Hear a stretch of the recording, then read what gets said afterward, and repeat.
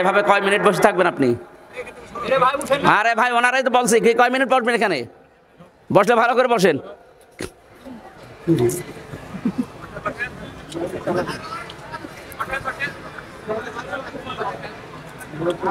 না না ওর বসা হয়নি, ওইভাবে কয় মিনিট বসে থাকবে বলেন তো?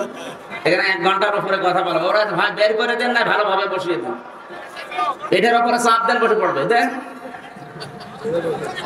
ঠিক আছে, হ্যাঁ বাদাম ভাই এদিকে। ও এটা তো মনে হচ্ছে 2টা তারিখ কাটা। ঠিক আছে, ও যা করে করুক। রাজি সাহেব আসে, কোরআনের কথা যত অ্যাক্টিভ ভাবে শুনবেন অবশ্যই আপনাকে আল্লাহ এখান থেকে একটা না একটা কিছু দেবেই। তার আজকে থেকে শুধু শুনতে আসলাম তা না, সিদ্ধান্ত নিয়ে যাওয়া লাগবে। আল্লাহর সাথে যারা অন্য কাউকে ডাকে সে না বুঝে ডেকে জাহান্নামে যেতে পারে, আমি না। কথা বলে না কেন? সারা বাংলাদেশ এটা ছড়াবে কালকে। সবাইকে আহ্বান জানাচ্ছি, তাহেরি হোক আর তাহেরির বাবা হোক, যদি আল্লাহর সাথে অন্য কাউকে ডেকে জিকির করে তার সাথে ডাকা যাবে না। যদি ডাক দেন আপনার শাস্তি হবে দ্বিগুণ। এটা আমি বানালাম। সূরা ফুরকান 19 নাম্বার পারার 5 নাম্বার পৃষ্ঠার 1 নাম্বার লাইনের 1 নাম্বার আয়াতের 1ম অংশে আছে। যত তাফসীর পাওয়া যায় বাংলাদেশে দেখবেন এই বাংলায় লেখা আছে এইটাই। 2 নম্বরে যদিও ইমাম ভাই বলে ফেলেছেন হালকা, আমি টাচ দিচ্ছি, ওয়াল্লাযীনা লা ইয়াদউনা মা'আল্লাহি ইলাহান আখারা ওয়া লা ইয়াকতুলুনান নাফসাল্লাতী হারামাল্লাহু ইল্লা বিল হক। আদালত কর্তৃক, বিচারালয় কর্তৃক যদি সিদ্ধান্ত ফাইনাল না হয় আন্দাজে কাউকে মারা যাবে না। যদি কেউ মানুষ হত্যার সাথে জড়িত হয় তার শাস্তি হবে কয়টা? আর জোরে বলেন। এই পৃথিবীতে যারা মানুষ হত্যার সাথে জড়িত আপনি তাদের দিকে তাকান, কি ঘৃণিত করে দিয়েছে আল্লাহ।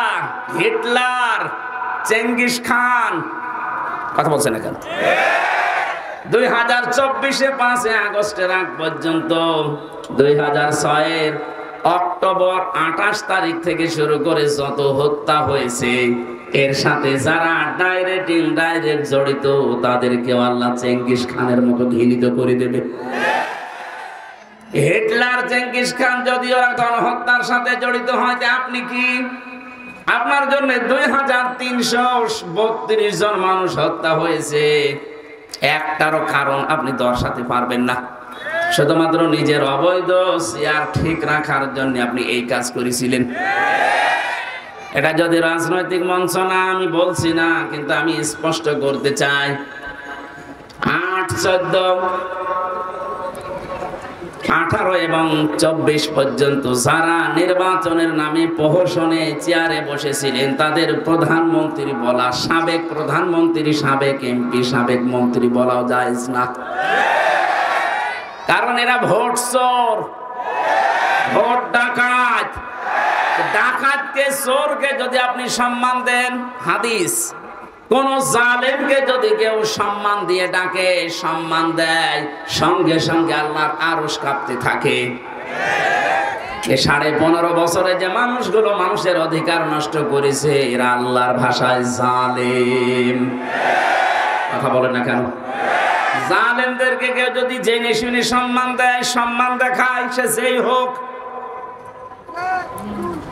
আল্লাহর আরশ কিন্তু কাঁপবে।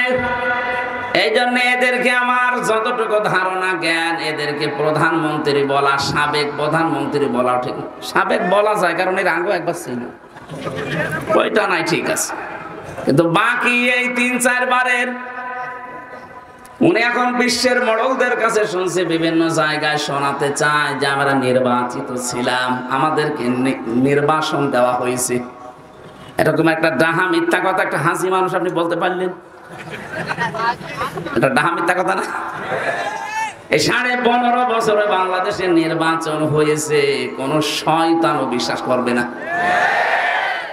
আমার মনে হয় কোন ঘোড়াকে যদি জিজ্ঞাসা করেন ঘোড়া পর্যন্ত হাসবে, একটা কথা বলবে। নির্বাচনের আগে যারা ঘোষণা দিয়ে দেয় 154 জন, দিনের ভোট যারা রাতে করে, এ মানুষগুলো নির্বাচিত হওয়া এই শব্দ বলে কোন লজ্জায়? আপনি মিথ্যা বলছেন বলেন, কিন্তু হাসি নামটা কেটে দিয়ে বলেন, কারণ আমিও হাসি। কে কথা বলছে না কেন? এটা আমার গায়ে লাগে। মানুষ আপনাকে তো পাঁচই বলবে, তখন গায়ে লাগবে আপনার। আমিও তো হজ করেছি, টাকা খরচ করি, যেন এমন কাজ করেন না আমার হাসি আপা, যেন আমার আবার বদনাম হয়। সিম্পেথি আপনি পাবেন না, কারণ আল্লাহর উপরে আল্লাহ নিজে আপনার উপরে মামলা দেবে কিয়ামতে। ইন্নামাস সাবিলু আলাল্লাযিনা ইয়াযলিমুনান নাস। আল্লাহ পাক বলেন, অবশ্যই আমি নিজে মামলা দায়ের করব যারা মানুষ হয়ে মানুষের উপরে জুলুম করে। এই 15.5 বছরে যে জুলুম হয়েছে তার নিজের প্রমাণ তো আমি নিজেই। কথা বলেন না কেন? আমার উপরে যে 3টা বছর জুলুম হয়েছে এটার প্রমাণ আমি নিজে, আর মানুষেরটা বলার দরকার নেই। আর আমার চোখে আমি যা দেখেছি ওই মাটির নিচে, এটা তো আরো বড় প্রমাণ। আপনার দেশে যদি কিছুই না করে থাকেন, শুধু আয়না ঘরের সাথে যারা জড়িত তারা আল্লাহর মামলার আসামি। মানবতার কত লঙ্ঘন হয়েছে আপনি জানেন? সাদা চামড়ার মানুষগুলো মানবতার কথা শুনলে অনেক চুপসে যায়, যে মানবতা লঙ্ঘন হয়। এ 15.5 বছরে কি মানবতা লঙ্ঘন হয়েছে আমি নিজের চোখে দেখে এসেছি। এত বড় বড় নখ হয়ে গেছে এক একজনের, চোখ দাড়ি গপ, মনে হচ্ছে জঙ্গল থেকে একটা লোক বেরিয়ে আসতেছে। রাতের বেলা যখন নিয়েছে তো মাঝে মাঝে কান্নার আওয়াজ পেতাম ওই মাটির নিচে আয়না ঘরে। আমি তো মাত্র কয়েকদিন 10 দিন মতো শুনেছিলাম নাকি এখানে, এবং ওই পুরাতন আয়না ঘর যেটা কেউ 8 বছর 10 বছর 14 বছর পড়ে আছে, দুনিয়ার কেউ জানে না। যে সময় কান্নার আওয়াজ পেয়েছিলাম, মাঝে মাঝে যাওয়ার সময় জিজ্ঞাসা করতাম, ভাই কি পরিচয়, কি নাম কি? আস্তে করে আওয়াজ আসতো। চোখ যখন একটু খুলে দিত দেখতাম এখানে লিখাই যে এত বড় বড় নখ। নখগুলো দিয়ে দেওয়ালের সাথে খুশিয়ে খুশিয়ে মোবাইল নাম্বারটা লিখেছে, আর নিচে ভাঙা ভাঙা অক্ষরে লিখেছে, ভাই যদি বাইরে কেউ যেতে পারেন এই নাম্বারটা জানাবেন যে আমি বেঁচে আছি।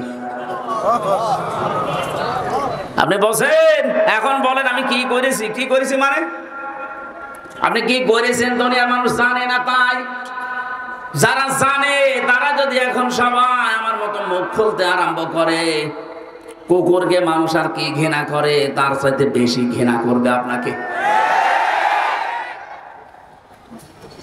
মুফতি ফখরুল ভাই আমাকে বলছিল যে হামজা আপনার সাথে কি করে আমি জানি না, তবে আমার এই পায়ের ভেতর দিয়ে হাত দিয়েছিল, এই দেখেন এইভাবে। এবার পায়ের ভেতর দিয়ে হাত দিয়ে সামনে যে লোহার ব্যারিকেড দেওয়া ওর সাথে হাত হ্যান্ডকাপ দিয়ে টাঙ্গিয়ে দিয়েছে। টান লাগলে হাত কেটে যায়। তারা ভাই 5 মিনিট 10 মিনিট পরে খুলে দিলে তো হয়। বছরের পর বছর মাত্র 1.5-2 মিনিট সময় দিল টয়লেট করার জন্য। 50 সকালে তাও 1 মুঠ মতো, দুপুর বেলায় 1 মুঠ খাবার দিয়েছে, তাও মনে আছে 4-5টা তরকারি দিয়ে কেউ মাখিয়ে দিয়েছে। পারলে খান, না পারলে রোজা রাখেন। 5 দিন 10 দিনই তো মানুষ অস্থির হয়ে যাওয়ার কথা, কারণ এদিকে 3.5 হাত, এদিকে 1.5 হাত, এতটুকু জায়গা।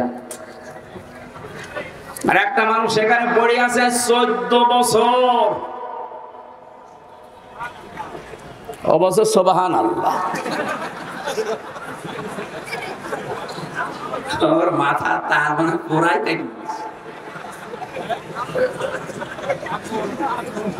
পাগল। ওইটা ঠিক আছে। কি ভয়ঙ্কর অবস্থা বলেন তো। বর্ণনা শুনে আমার এখন নিজেরই ভয় করে, অথচ আমি কাটিয়ে আসলাম 3টা বছর। শরীরে এখন বিভিন্ন রকমের রোগ আজ বাসা বেঁধেছে, এমনি না। এখনো পর্যন্ত আমি স্বাভাবিক না। স্বাভাবিক হতে আমার সময় দেওয়া লাগবে। আল্লাহ রাব্বুল আলামিন বলেন, জালেম যারা আমি এত রেগে থাকি তাদের প্রতি, নিজে কিয়ামতে তাদের বিরুদ্ধে আমি মামলা দায়ের করব, বিচারক আমি নিজে, মামলার বাদীও আমি নিজে। আপনার কি মনে হয় বলেন তো? আমাদের বিরুদ্ধে যদি সলিমদ্দি গলিমদ্দি কেউ মামলা দিত, আমার 3 দিনের বেশি রাখতে পারতো না। কারণ আমি যে জায়গায় ছিলাম, বাংলাদেশের শ্রেষ্ঠ ধনী যারা, তাদের ভেতরে একজন আকিজ গ্রুপ, নাম শোনেননি? আমি তাদের খতিব ছিলাম। কয় টাকা লাগবে আপনার? কিন্তু আমার এমন মানুষ মামলা দিয়েছে যিনি দেশ চালাচ্ছে।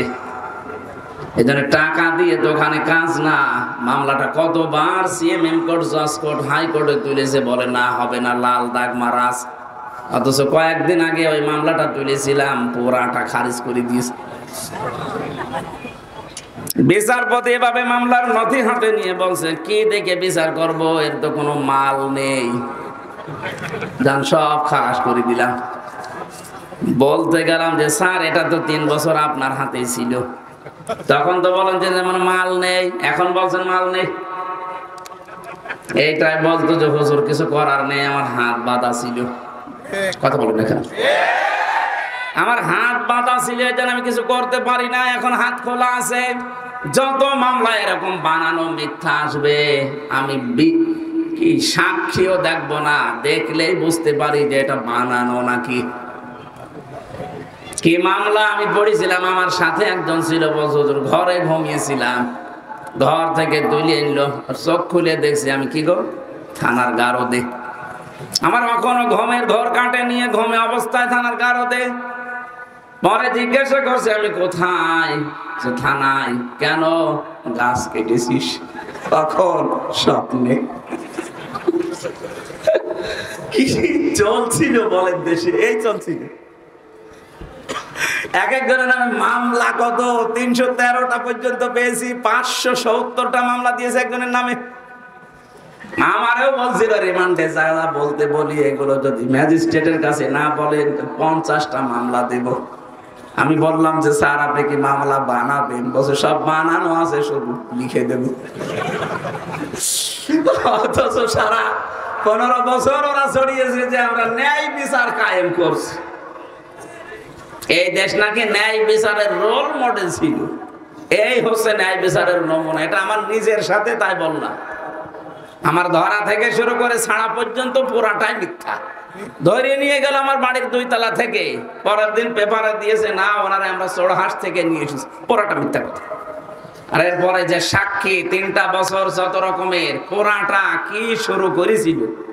আর আলেমদেরকে তোলার সময় ওরা এত ভয়ঙ্কর অবস্থা তৈরি করতো, আদালতে মাজায় দিত দড়ি, সে মোটা দড়ি, হাতে দিয়েছে হ্যান্ডকাফ, ডান্ডা বেড়ি দিয়েছে পায়ে, আবার লোহার টুপি দেওয়ার পরে বুকের উপরে একটা বুলেট জ্যাকেট পরিয়ে দিয়েছে।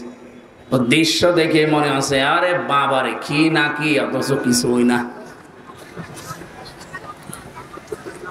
এই কাজ যারা করতো আজ তাদের কিছু কিছু মানুষকে, রাজশাহী বিভাগের একজন কালকে নাকি হাইকোর্টে রিট দিয়েছে, পলক সাহেব, যা আমি একজন এমপি, একজন মন্ত্রী, আমার ডিভিশন না দিয়ে আমার জঙ্গিদের ভেতরে রেখেছে। আরে ভাই আপনাকে যে বাঁচিয়ে রেখেছে, এইটাই তো কপাল ভালো।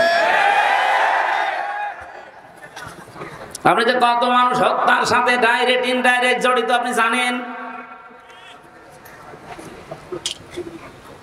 এদেশে একামতে দিনের মানুষগুলোকে হত্যা করা হয়েছে বিচারিক প্রক্রিয়ায় নাম দিয়ে। যে সাক্ষীগুলো দিয়েছিল যারা, সব শোনা সাক্ষী, দেখা সাক্ষী নেই। কারণ দেখবে কি করে, জন্ম 75-এ সাক্ষী দিয়েছে 71-এ। আপনার মা বাবার বিয়েও তো হয়নি, আপনি সাক্ষী দিলেন কি করে? কোরআনে কারীম আপনাকে ধিক্কার জানিয়েছে, হাল আতা আলাল ইনসানি হিনুম মিনাদ দাহরি লাম ইয়াকুন শাইআম মাযকুরা। মানুষের জীবনে কি এমন সময় যায়নি যখন সে উল্লেখ করার মতো কিছু ছিল না? রাজশাহীবাসী যে লোকটা 75-এ জন্ম নিয়ে 71-এ সাক্ষী দিচ্ছে, ও কি সত্যি সত্যি 71 সালে উল্লেখ করার মতো কিছু ছিল? বলেন কি দেখে সাক্ষী দিতে গেলেন? আজ তামাম দুনিয়ার কাছে ঘৃণিত হয়ে গেছেন আপনি। এই জন্য মিথ্যা সাক্ষ্য যারা দেয় আল্লাহ 24 ঘন্টা তাদের উপরে লানত দিতেই থাকে। অথচ বাংলাদেশে মিথ্যা সাক্ষীর ভরি ভরি চলছিল। কথা বলেন ঠিক কি? প্রতিযোগিতা আরম্ভ হয়ে গিয়েছিল টাকা খেয়ে। যে ছোট্ট একটা বর্ণনা দিলাম, বলেন তো এই অবস্থায় মানবতার লঙ্ঘন তখন হয়নি? আর এখন ওদেরকে শুধু মাথায় দড়ি না, হাসতে হাসতে নিয়ে যাচ্ছে আদালতে। ডিভিশন দেয় নিতে। আপনাকে ডিভিশন দেবে কোন কারণে? আপনি কি এমপি ছিলেন? আপনি তো সিলেক্টেড ইলেকশনে না সিলেকশনে, আপনি কিসের এমপি? মিথ্যা কথা বলে নামের আগে সাবেক এমপি লিখলেই হবে। আমরা আপনাকে মানি না। বিশেষ করে 15.5 বছরে যত নির্বাচন হয়েছে সব যেহেতু অবৈধ, এমপিরা অবৈধ। যত টাকা নিয়েছেন সব টাকা ফেরত দেওয়া লাগবে বেতন হিসাবে। কথা বলছেন এখন এক একজনের বাড়ি কেউ বেগম পাড়ায়, কেউ সাহেব পাড়ায়। আমি নিজে সেদিন মালয়েশিয়া দেখে আসলাম। কি এগুলো বলছে সাহেব পাড়া? সাহেব পাড়া মানে লন্ডনে কানাডায় আছে বেগম পাড়ার, এখানে বানিয়েছে সাহেব পাড়া। কোরআনে কারিমের কথা আমি তুলেছিলাম হারাজন দিয়ে। হ্যাঁ নবী, আপনি মানুষের সামনে যখন ব্যাখ্যা করবেন, এমন এমন মানুষ আছে বানানো ইবাদত নিয়ে তারা ব্যস্ত। এই যে জিকিরের একটা বললাম, আল্লাহকে ডাকে কিন্তু পাশাপাশি অন্য কাউকে ডাকে, এর শাস্তি হবে দ্বিগুণ। কয়টা? 2 নম্বরে যারা মানুষ হত্যার সাথে জড়িত, যারা যারা করেছেন, আপনার দুনিয়াও শেষ, আখিরাতও শেষ। আপনার শাস্তি ডবল হবে। সূরা নিসার 93 নম্বর আয়াতে ভয়ঙ্কর 5টা সাজার কথা আল্লাহ দিয়েছে যারা মানুষ হত্যাকারী। অমাইয়াকুতুল মুমিনাম মুতাআম্মিদান ফাজাযাউহু জাহান্নাম খালিদান ফিহা وغضب الله عليه ولعنه وعد له عذابا عظيما। যারা কোনো মানুষকে, মুমিনকে ইচ্ছাকৃত হত্যা করে, তাদের 1 নাম্বার শাস্তি আল্লাহ দেবে পুরস্কার হিসাবে জাহান্নাম। কোথায়? আরো জোরে বলেন। সুতরাং 1628টা মানুষ ছিল বাংলার চেয়ারে। কয়টা? আরো জোরে বলেন। 1628টা চেয়ার ছিল। যারা 2 বোন পালিয়েছে ওনাদের 2টা সহ, সেই 1628টা চেয়ারে যারাই ছিল, আল্লাহর কসম প্রতিটি মানুষ এ দেশে আল্লাহর মামলার আসামি। এরা মানুষ হত্যার সাথে জড়িত, ডাইরেক্ট ইনডাইরেক্ট। বাংলাদেশে কেউ যদি মুরগি চুরি করে ধরা পড়ে, তারা দেখলে মানুষ যেমন ঘৃণা করে, আমার মনে হয় দরবেশও যে বড় চোর, ওরে দেখলে এত ঘৃণা করছে না। অথচ সারা দুনিয়ার মুরগি চোর কয় টাকা চুরি করতে পারে? ও দরবেশ 7টা ব্যাংক থেকে 36,000 কোটি টাকা। আপনি এক জীবনে গণনা করেও শেষ করতে পারবেন না। তার একটা দরবেশ মানুষ দাঁড়িয়ে গেছে। আমি তো মাঝে মাঝে খেয়াল করে দেখতাম, আল্লাহ কি সামিল থেকে বানানো নাকি? এর মাথা থেকে শুরু করে পায়ের চটি পর্যন্ত সব সাদা, বাকি যেগুলো দেখা যায় না ওগুলো সাদা। কি অবস্থা ছিল তার! সাদা মনের মানুষ, অথচ 36,000 কোটি টাকা মারেন কাটিক তার নামে। মুরগি চোরের যদি এদেশে ঘৃণা করে মানুষ, এর তো আমার মনে হয় 36 বার ঘৃণা করা দরকার। দরবেশের যদি অবস্থা হয়, তাহলে ধরবেশ যেগুলো দরবেশের বেশ ধরেছিল, ওদের অবস্থা কি? মাঝে মাঝে 5 বছর পরে ভেষ ধরতো, হাতে একটা তসবি নিয়ে মাথায় পট্টি দিয়ে, চোখ দিয়ে আমি কোনোদিন ওনার পানি বের হতে দেখিনি। যত পানি বেরিয়েছে নাক দিয়ে। দেখবেন, আমি ওনার জীবনে যত ছবি দেখেছি চোখের পানি পাইনি। ভিডিও দেখলে দেখতাম কাঁদতেছে, রুমাল দিয়ে মুছে, কিন্তু নাকের পানি। চোখ দিয়ে পানি যাদের বের হয় না, শুধু নাকে পানি আসে, এটার সিস্টেম আছে একটা। গোপন বিষয় বলে দিলে আপনি আবার কালকে থেকে শুরু করবেন, দরকার নেই। শয়তান যেদিন জান্নাতের মেন গেটে যায়, এটা সূরা আরাফের ভেতরে আছে, 8 নাম্বার পারা। 11 নম্বর পৃষ্ঠার 13 নম্বর লাইনে আয়াতটা আছে। শয়তান ওই দিন হযরতে হাওয়া আলাইহিস সালামের সামনে কসম দিয়েছিল, আল্লাহ নিজে ওইটা উল্লেখ করেছেন, ওয়াকাসামাহুমা ইন্নী লাকুমা লামিনান নাসিহিন। শয়তান কসম দিয়ে বলেছে, আমি আল্লাহর কসম করে বলছি, অবশ্যই আমি তোমাদের দুইজনের হিতাকাঙ্ক্ষী। তাফসিরে কাবিরের ভেতরে মুফাসসির লিখেছেন, শয়তানি আল্লাহর নামে কসম দেওয়ার সঙ্গে সঙ্গে ও পানি বের করেছিল, তো নাক দিয়ে, চোখ দিয়ে না। ও আগেই কেটে ফেলেছিল, চোখে কিন্তু পানি নেই, নাকে পানি এখনো, নাক যে কেমন ছিল ওইটা ওখানে লেখা নেই। এটা তো নাক কেমন আমরা দেখতে পাই, এই জন্য নাকের পানি দেখা যায়, চোখের পানি পাওয়া যায় না। এখান থেকে একটা মাসলা বের হয়, যারা কথা বলার আগে কেঁদে ফেলে এটা শয়তান। আপনি জীবনে যত কথা আমি শুনেছি, কথা বলার আগেই দেখবেন কাঁদে, আমার কেউ নেই, কেউ নেই। তো কেউ নেই, আমরা করবো কি? আমার তো মনে হচ্ছে এখন যে মেজর ডালিমকে বাইরের দেশ থেকে নিয়ে এসে দেশের প্রধান উপদেষ্টা বানানো দরকার। তাহলে আর জীবনে কোনোদিন বলবে না যে আমি শর্ট করে চলে আসবো। উনি যদি আসে চিন্তা করবে দরকার নেই, আর মরে যা দরকার, আর স্বামীর বাড়ি মরবো।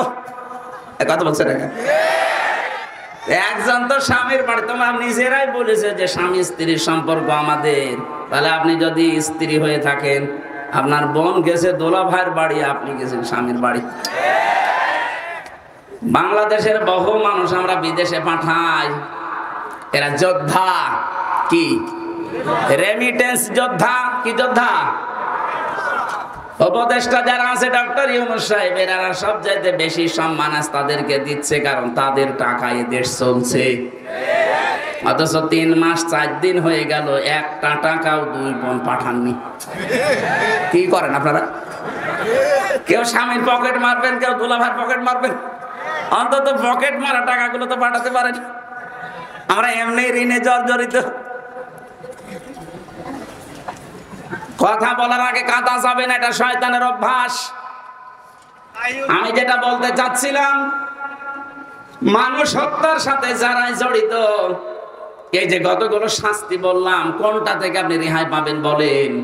1 নম্বরে জাহান্নামে যাবেন, 2 নম্বরে খালিদান ফিহা, চিরদিন থাকবেন। কয়দিন?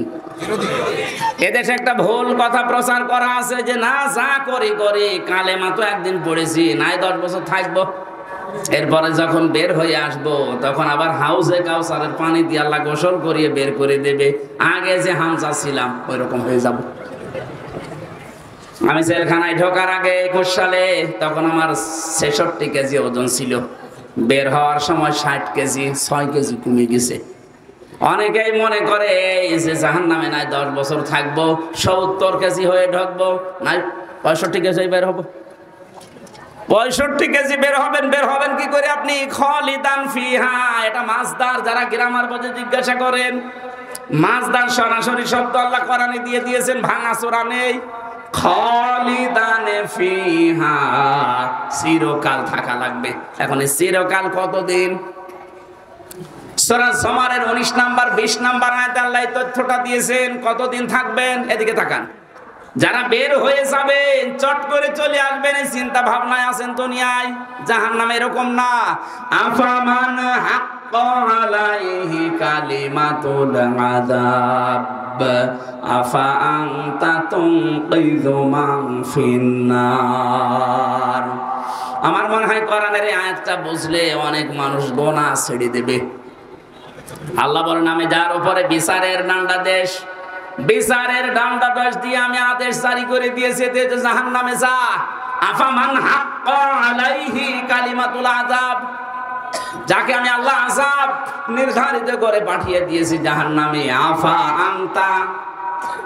আফা আনতা দিয়েছেন প্রশ্নবোধক চিহ্ন, ইন্টারগেটিভ সেন্টেন্স। আল্লাহ পাক প্রশ্ন দিচ্ছেন, আফা আনতা মানে হে নবী আপনি, তুনকিযু মান ফিন্নার, আপনি কি পারবেন জাহান্নাম থেকে ওই লোকটাকে বের করে নিয়ে আসতে? কে বলছেন? কাকে বলছেন? বলেন। আরে নবী যদি না পারে কাউকে বের করে নিয়ে আসতে, হামজা পারবে? আরো জোরে বলেন। কার ধান্দায় আছেন আপনি? এখনো তাওবা করার সময় আছে। তাওবা এখন করবেন কি করে? অনেকেই মনে করছে যা করেছি করেছি, আস্তাগফিরুল্লাহ। না, এটার নাম তাওবার একটা বাক্য। আপনি যদি তাওবা করতে চান, অপরাধ করেছেন যার কাছে, স্বীকার করবেন তার কাছে। কথা বলেন না কেন? স্বীকার করতে গিয়ে সে যদি বলে না আমি ক্ষতিপূরণ চাই, এই 15 বছরে আপনার কারণে আমি ব্যবসা করতে পারি নাই, আপনার কারণে আমি উপরের চেয়ারে উঠতে পারি নাই, এরকম অবস্থা ছিল না? আপনার কারণে আমার ছেলে গুম হয়ে গেছে, আপনার কারণে আমার আবু সাইদ মারা গেছে, আমি আপনাকে মাফ করতে পারি, আমার আবু সাইদকে ফেরত দিন। আমি আপনাকে মাফ করতে পারি, এই 15.5 বছরে আপনার কারণে আমার 50 লাখ টাকা লস হয়ে গেছে, আপনি বিনা কারণে মিথ্যা মামলা দিয়ে, মিথ্যা সাক্ষী দিয়ে 10 বছর নষ্ট করে দিয়েছেন, আমি ওইগুলো ফেরত চাই। ক্ষতিপূরণ হিসাবে যা চাবে তাই দেওয়া লাগবে। এরপরে আস্তাগফিরুল্লাহ। জেলখানায় থাকাকালীন এক ওসি পেয়েছিলাম, আমি তো ফাঁসির কন্ডেম সেলে থাকতাম। উনি একদিন এসে আমারে বলছে, হুজুর আপনি দেখেন তো আমি একটা আস্তাগফিরুল্লাহ পড়লাম, কেমন হয়েছে? আমি মনে করছি বোধহয় আস্তাগফিরুল্লাহ হা রব্বি মিন করলে বলবে। ও আল্লাহ, না। বলছে আমি বাইরে ছিলাম, এই যে ভোট গেল 24-এ, না এর আগে 18 এই ভোটে আমি বাইরে ছিলাম। রাত 12টার পর থেকে আমার যা আন্ডারে আছে, আমার এসআই কনস্টেবল দারোগা, এদেরকে নিয়ে আরো একটা বাহিনী সাথে নিয়েছিলাম, এদেরকে নিয়ে রাত 12:30 থেকে ভোট কারা আরম্ভ করেছি ফজরের আজান পর্যন্ত। বাক্স ভর্তি করে পাঠিয়ে দিলাম। গোসল করার পরে ওযু করলাম, 2 রাকাত নামাজ পড়লাম, এরপরে বললাম আস্তাগফিরুল্লাহ। হুজুর আমার এই তাওবা হয়েছে না। আপনি তো আল্লাহর কাছে অপরাধ করেন না যে আস্তাগফিরুল্লাহ পড়বেন, আপনি অপরাধ করেছেন হামসার কাছে। বলেন, একটা এমপি বানাতে 3.5 লাখ থেকে 4 লাখ হামসা লাগে, আমাদের রায় লাগবে। আপনি একটা রায়ও দিতে দিলেন না, দিনের ভোট রাতে করে ফেললেন, এখন বলছেন আস্তাগফিরুল্লাহ। আপনি কি আল্লাহর কাছে দোষ করেছেন? আপনার মাফ হতে পারে। জেল থেকে বের হওয়ার পর 3.5 থেকে 4 লাখ হামসা ওই আসনে যারা ছিল, উনি ফেনীতে ছিল ওই সময়, এই 3.5 লাখ 4 লাখ হামসার কাছে মাফ চাবেন। ওরা যদি মন থেকে বলে ঠিক আছে যান ছেড়ে দিলাম, তারপরে পড়বেন আস্তাগফিরুল্লাহ।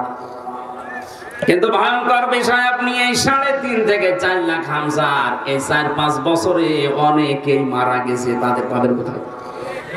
সুতরাং জালেমকে যারা, অত্যাচারী মানুষদেরকে যারা চেয়ারে টিকিয়ে রাখতে গিয়ে নিজের জীবনটাও ধ্বংস করে দিলেন, কি করলেন আপনি বলেন তো? এখান থেকে শিক্ষা কি?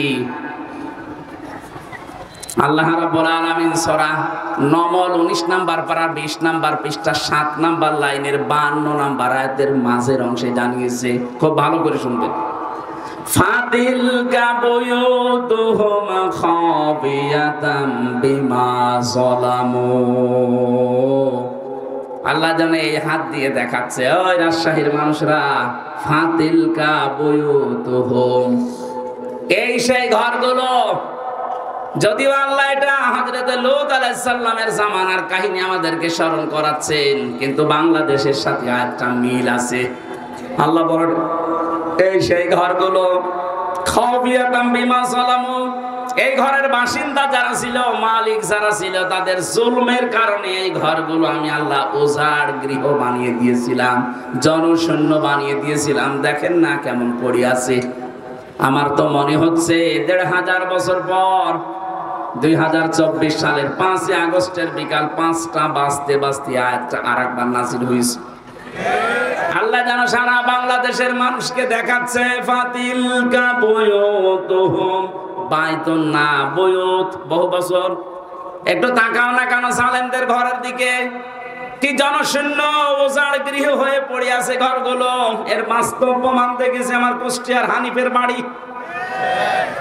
বিকাল 5টা বাজতে বাজতে একটা ইটও জনগণ রাখে নাই, টয়লেটের প্যান পর্যন্ত খুলে নিয়ে চলে গেছে। হ্যাঁ, আমার মনে হয় ও যদি থাকতো ওর সব কেটে শেষ করে দিত। শুধু একটা, আমার তো 630টা থানায় দেওয়া হয়ে গেছে প্রায় কম বেশি। যত জায়গায় যাচ্ছে দেখি জালেমদের বাড়িগুলো আজ আয়াতের সাথে মিল আছে। খাওয়াবিয়াতান, আল্লাহ বলেন আমি জনশূন্য করে দিয়েছি, ঠিক জানো তাই। কেউ আর এখন ওখানে থাকে না, বাড়ি ঘরগুলো এখন অভিশপ্ত, ওজার গৃহ হয়ে গেছে। এত দামি বাড়ি যেটা মানুষ গেলে অনেকে সোমা খেত, পরশু দিনের পত্রিকায় দেখলাম সেখানে দলবদ্ধ হয়ে অনেকে টয়লেট করছে। হ্যাঁ, জামাতবদ্ধ টয়লেট চলছে। আমি 16 সালে একবার হজে গিয়ে কাবা শরীফ তাওয়াফ করার পর ওই উপরে গেলাম, যে দেখে আমার পেটে যন্ত্রণা। এক পুলিশ ডাকলাম, ইয়া সাদিক তাল, বন্ধু এদিকে আসেন। কি এতক্ষণ তো আমার ভালোই লাগছিল, হঠাৎ আমার পেটে ব্যথা করছে, কি কারণে? এখানে ডাক্তারের কোনো কি ফার্মেসি এগুলো কই? আমারে বলছে ইয়া হাজিউল হুজ্জাতাই না বিলাদুকা। ও হাজি, দেশ কোথায়? জি তুমি বাংলাদেশ। বাংলাদেশ থেকে এসেছি। আমারে বলছে হাজি জানেন না এটা কোন জায়গা? না তো। আবু সাহেলের বাড়ি। আপনি এখনো পায়খানা না করে দাঁড়িয়ে আছেন, তাড়াতাড়ি করেন।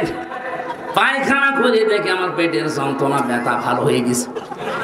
আমার মনে হয় আল্লাহ আমাকে জানাতে চেয়েছে, হামজা এত টাকা খরচ করে আসলে আরে শয়তানের বাড়িতে পায়খানা না করে চলে যাবা, তাড়াতাড়ি করো। ১৫০০ বছর পরে ঠিক জালেমদের বাড়িগুলো আল্লাহ ওই কায়দায় বানিয়ে দিয়েছে। নাই দেখেন এই পেপারে একেবারে হেডলাইনে ৭-৮ জন মিলে যাচ্ছে, মনে হচ্ছে জামাতবদ্ধ প্রসাব চলছে, এক একজন এক এক দিকে মুখ দিয়ে। প্রত্যেকের হয়তো পেটে ব্যথা, আমার মতো নাই, কোনো মান্নত করে যাচ্ছে। কত বছর আল্লাহ খাওয়াবিয়াতানটা মনে হচ্ছে দেখিয়ে দিয়েছে। খাওয়াবিয়াতান মানে ওজার গৃহ, জনশূন্য, মানব শূন্য করে দেব, শয়তান পর্যন্ত ওখানে থাকবে না, এমন ভুতুড়ে করে দেব। আল্লাহ তাই করে দিয়েছে। পরশুদিন আমার মনে হয় আমার ছিল দিনাজপুরে, ওখানে যিনি ছিল তার বাড়িটা এখন জাতীয় টয়লেট হয়ে গেছে। রাজশাহীর অবস্থা একই। এক কথা বলে না কেন? এর পরের শব্দটা বলার জন্য আমি এ পর্যন্ত এসেছি। এখানে আরবি গ্রামার যারা বোঝে লামে তাকিদ আছে, দেখবেন ইন্না ফি যালিকা লায়াতাল লিকাউমিন ইয়ালামুন। আল্লাহ পাক বলেন অবশ্যই এর ভেতরে শিক্ষা আছে তাদের জন্য যে মানুষগুলো দুনিয়া একটু জ্ঞান রাখে। কি নেবেন এখান থেকে শিক্ষা? এত বড় বড় জালেমদের 15.5 বছর এত বড় ক্ষমতাধারী মানুষ। আমি হানিফ সাহেবের নাম বললাম কারণ কি দাপট ছিল দেখেছেন। কথা বলছেন কেন? কুষ্টিয়া সহ প্রায় 15টা জেলা আমারে আসতেই দেয়নি। 3 বছর জেলে রাখার পর ওর স্বাদ মেটে নাই। আমার নিজের জেলা কুষ্টিয়া, অথচ আশপাশের প্রায় 14-15টা জেলায় আমারে ঢুকতে দেয়নি। বলছে অন্য হুজুর নিয়ে আসো, হামজা যেন না আসে। অন্য হুজুর এসে আপনার বাবার কথা বলবে। কোথায় গেলেন আজকে? কোথায় আছেন আপনি? খুঁজতেছে আপনাকে জনগণ, কই না আর কোনো খোঁজ নেই। বাড়িটা এখন জাতীয় টয়লেট বানিয়ে দিয়েছে আল্লাহ। তার সম্পদাদি আজ কোথায়? কোটি কোটি কোটি কোটি টাকার মালিক ছিল, দেশে ছিল, কোথায় আছে আল্লাহ জানে, আর সে জানে। এখান থেকে আল্লাহ লামটা তাকিদ দিয়ে আমাদেরকে জানাতে চেয়েছেন, বাংলার মানুষেরা, এরা এত বড় দাপটওয়ালা মানুষ যদি এখন জাতীয় টয়লেট বানিয়ে ফেলে বাড়ি ঘর জনগণ, 5 বছরের জন্য সামনে যারা আসবা এরাও যদি এদের মতো জুলুম করো, তোমাদের বাড়ি ঘর টয়লেট হয়ে যাবে। আমি আশা করি বুঝে ফেলেছেন। এরপরও যদি না বোঝেন এদিকে আসেন। আপনারা কোরআন দিয়ে বুখারী দিয়ে হবে না, বাকারি লাগবে। রেকর্ড হচ্ছে এই জন্য বলছি, যারা আসবেন চেয়ারে ভবিষ্যতে তারা যেন জালেম হয়ে যাবেন না, কারণ জালেমদের কোনো ছাড়। বলেন বলেন, জালেমরা মামলার আসামি কার? আমরা যদি এদেশে মামলা নাও দেয় আল্লাহ নিজে মামলা দেবে। এইদিকে খেয়াল করে চেয়ারে বসলে জুলুম করবেন না।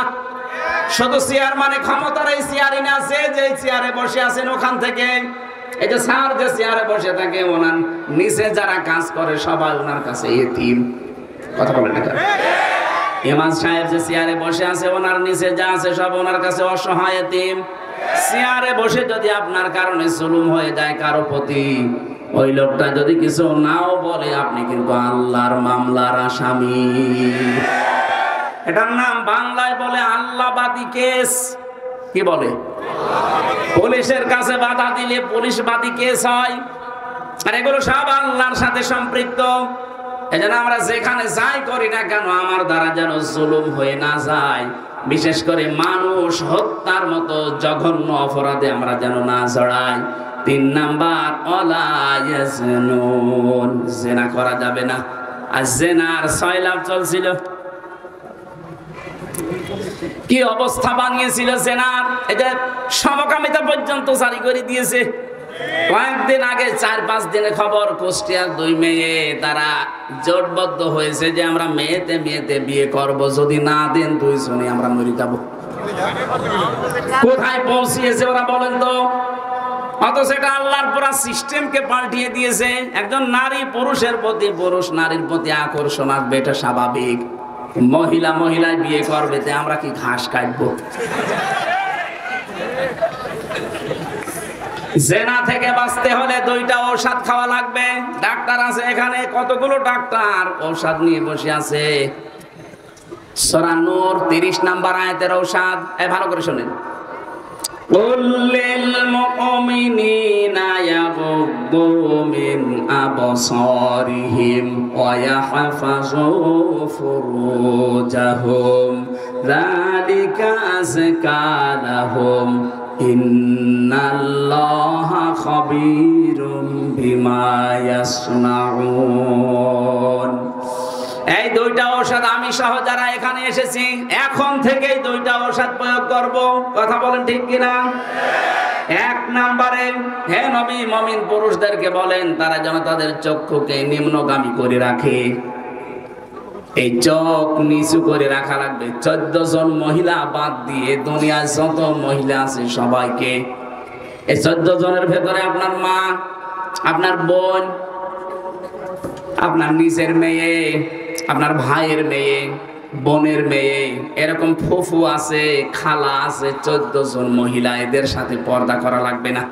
পর্দা করা লাগবে না মানে হ্যাঁ, তাদের মুখমণ্ডল, হাতের কবজি আর পায়ের পাতা বাদ দিয়ে তাদের ওপরের শরীর ঢেকে রাখা লাগবে।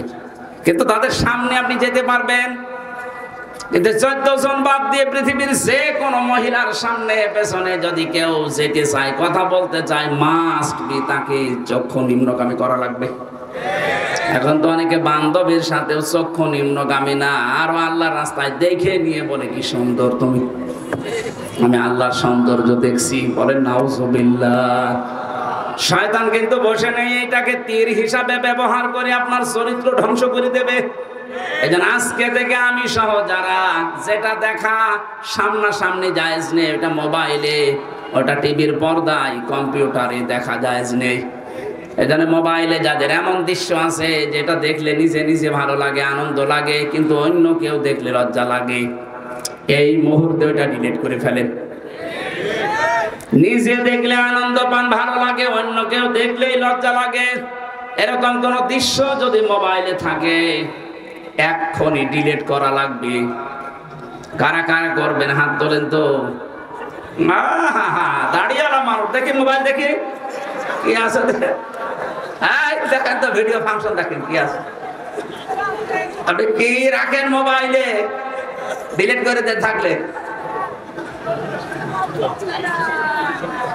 আলহামদুলিল্লাহ, না ওনার সৎ সাহস আছে। কিন্তু বহু মানুষ এমন এমন দৃশ্য মোবাইলে রেখে দেয়, নিজে নিজে দেখলে আনন্দ লাগে, অন্য কেউ দেখলে লজ্জা পায়। এ আছে না? কথা বলেন না কেন? চক্ষু এটা হেফাজত করা লাগবে, নিম্নগামী। 2 নম্বরে লজ্জা স্থানের হেফাজত করা লাগবে। যেটা আপনার সাথে বিয়ে হয়েছে ওইটাই ফাইনাল। আরে ভাই, আমাদের বিয়ে শাদী এটা শুধুমাত্র মজা করার জন্য না, নবীজি একটা বিয়ের কথাই উদ্বুদ্ধ করেছেন। কোরআনে যে 2টা 3টা 4টার কথা আছে, হ্যাঁ, এর আগের আয়াত পরের আয়াত একটু মিলান না কেন? খালি বিয়ে করা ফরজ। একটা বিয়ে ঠিক আছে, পরের যদি কেউ বিয়ে করতে চায় 1 নাম্বার দেখতে হবে অসহায় মেয়ে কিনা, 2 নম্বরে বিধবা কিনা, 3 নম্বরে তালাক প্রাপ্তা কিনা। এরকম কারণগুলো দেখে আপনি বিয়ে করতে পারেন না। কারো সৌন্দর্যে মুগ্ধ হয়ে বিয়ে থাকতে আর এক বিয়ে করা উচিত না, কারণ আপনি শেষ পর্যন্ত ইনসাফ করতে পারবেন না। আমরা যেটা বানিয়ে নিয়েছে আমাদের নিজেদের মন মতো করে, এইটা নিয়ে রিমান্ডে আমারে 10 দিনের প্রায় 8 দিন পর্যন্ত উল্টাপাল্টা প্রশ্ন করেছিল ওই মুসলমান নামে ওই নামধারী কাফেররা। আজ আমরা যদি এই কাজগুলো না করতাম, রিমান্ডে আমারে 8 দিন একাদের টর্চারটা করতে পারতো না। অথচ এটা আল্লাহ পাক কোনোদিন এইভাবে দেননি। রাগের আয়াত পড়ে না, পরের আয়াত পড়ে না, শুধু নিসারের 3 নাম্বার আয়াত পড়ে আমারে টর্চার করিস। বিয়ে করা যাবে 2 2 3 3 4 4 কখন যদি অসহায় মেয়ে পান, যদি বিধবা মেয়ে পান, যদি স্বামী পরিত্যক্তা মেয়ে পান, এই কথা বলছে না কেন? এরকম মেয়ে লোক পাইলে আপনি তার অসহায়ত্বের সুযোগ নিয়ে বিয়ে করে তাকে প্রতিষ্ঠিত করেন।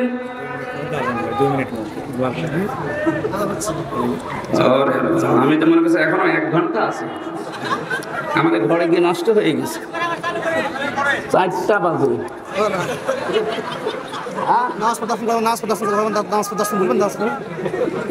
আরে ঘড়ি বাদ দাও, ঘড়ি হইলো অসমের সাথে হয়ে গেছে। হ্যাঁ, আপনারা এই মাহফিল তো মাদ্রাসা তো যারা টাকা পয়সা এনেছেন দান করার জন্য দিয়েছেন, আরো ওই যে গেটে যাদের আছে লোক ওখানে দিয়েছেন, ভাই আপনার দায়িত্ব নিয়ে দিয়েছেন। আপনার টাকা যদি কোরআনের পেছনে না যায় কোথায় দেবেন? অবশ্যই দিয়ে যাবেন। আর মাগরিবের পরে আরো অনুষ্ঠান আছে, আমরা ওখানে কথা বলবো। আমার আজকে 112 নাম্বার আয়াত ছিল সূরা নাহলের। একটা গ্রাম নিয়ে আল্লাহ এই ওয়াজটা করেছিলেন, আমরা দেখি মাগরিবের পরে কোণে আছে, ওখানে যে কথা বলবো। আল্লাহুম্মা আমিন। লা হাওলা ওয়ালা কুওয়াতা ইল্লা বিল্লাহিল আলিয়্যিল আযীম। আল্লাহুম্মা গফিরলি ওয়ারহামনি ওয়া